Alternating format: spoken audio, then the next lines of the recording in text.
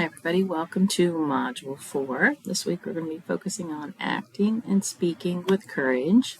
Let me remind you again that the dates are suggested to help keep you on track and spread the work out over the 8-week session. So if you miss 1 week and you don't hit that date, that's okay.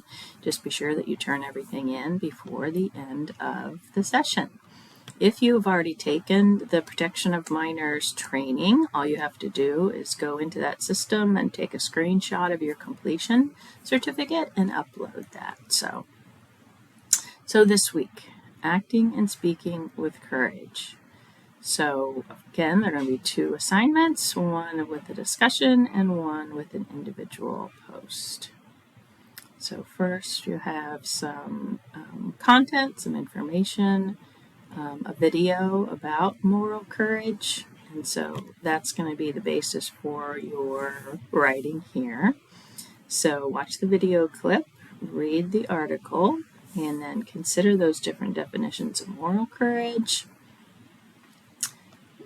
What do the 2 types of courage look like within your future or present role or profession? Share your response and respond to others. Some of you have already started that. And then the individual assignment has to do with acting and speaking with courage.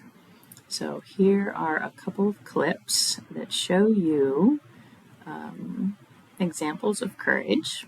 And so your written assignment is to reflect on a similar challenge in your career related to acting and speaking with courage, or being related to ethical decision making.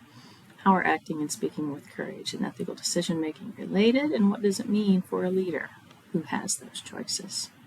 So that's week 4. Let me know if you have any questions. Have a good week.